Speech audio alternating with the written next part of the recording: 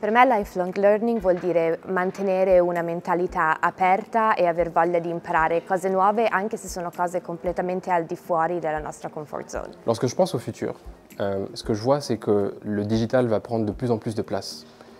Et dans ce contexte-là, le digital va prendre une place importante dans le travail quotidien. Lebenslanges Lernen für PwC bedeutet vor allem, dass wir in der Breite unsere Leute schulen wollen.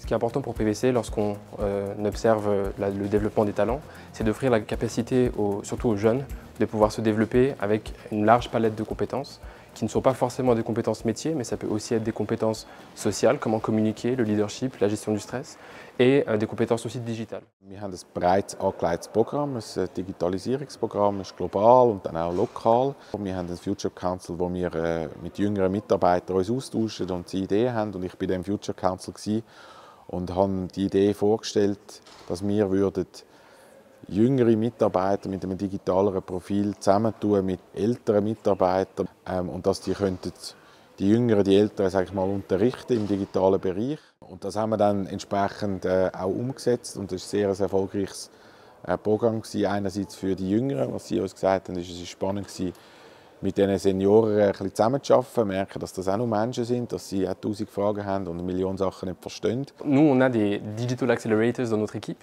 qui sont vraiment chargés d'aller amener des nouvelles technologies à l'ensemble des collaborateurs. Donc on fait exactement du reverse mentoring. Donc le but, c'est que des jeunes qui arrivent avec des compétences digitales, avec une expérience du changement aussi, de s'adapter à des différentes plateformes qui font partie de notre vie quotidienne finalement, puissent aller travailler avec des associés qui sont peut-être moins exposés à ces changements digitaux pour accompagner le changement et simplement pour pouvoir transférer des compétences. Für die Älteren zu sehen, okay, wir haben so viele geniale Leute bei uns, die in die Organisation hineinkommen mit so grossartigen Skills und ich kann von denen viele Sachen lernen, sei im Sinne von einem harten digitalen Skill, aber vielleicht auch mehr softer, wie denkt man über digital nach, wie geht man mit Medien um, etc.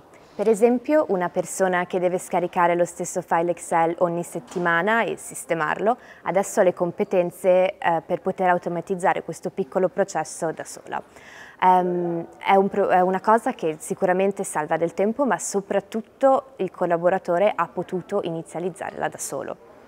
Es war interessant, dass vor allem die weniger digitalen Profile, die Älteren, die mehr Senioren, wo man erwartet hat, dass es dort Widerstand gibt, dass die zu den grössten Supportern gehört haben. Die haben das richtig aufgesogen, haben das gerne gemacht, haben gerne etwas Neues dazu gelernt. Mehr eine Herausforderung war Leute, die schon digitaler sind und zum Teil gesagt haben, ja, aber ich verstehe das ja alles und die anderen verstehen das noch nicht. Ist das wirklich für mich? Ist mir dann ein bisschen vorgekommen wie Kinder, die eingeschult werden, die schon lesen können und dann sagen, ja, ich kann ja schon lesen, aber alle anderen können nicht. Und die haben wir dann, sage ich mal, eingefangen, indem wir gesagt haben, es ist toll, wenn du lesen kannst, dann sitz doch zu deinem Banknachbar und bring dem etwas bei. Donc on peut avoir le préjugé que les jeunes sont toujours ouverts au changement. Ce n'est pas toujours le cas. L'une des raisons qui fait qu'on peut avoir une certaine résistance de la part de la jeunesse, c'est aussi que les jeunes aujourd'hui sont en quête de sens. Donc s'ils ne comprennent pas pourquoi ils doivent changer, on va avoir une résistance au changement. Et ça, c'est typiquement quelque chose sur lequel on peut travailler lorsqu'on communique, d'expliquer pourquoi c'est important de changer, pourquoi est-ce que ça sert à quelque chose de changer. Et à ce moment-là, dès qu'on arrive à remettre le sens au milieu de la discussion, on aide à avancer ensemble. E allo stesso modo, quando io come Digital Accelerator mi siedo con qualcuno per aiutarli a automatizzare un processo, a raggiungere il loro obiettivo, è anche possibile che questa persona non si senta proprio a suo agio, perché da un momento all'altro si ritrovano proprio a zero. Di solito sono abituati ad essere l'esperto nel loro ambito, a sapere esattamente cosa fare, ad avere la risposta per tutto e tutto da un tratto non capiscono perché stiamo facendo qualcosa. E questo è per tutti, per me, per voi, da sempre, è normale. Les Digital Accelerators, pour nous, c'est des accélérateurs de changement. Pourquoi est-ce qu'on a besoin de ces personnes?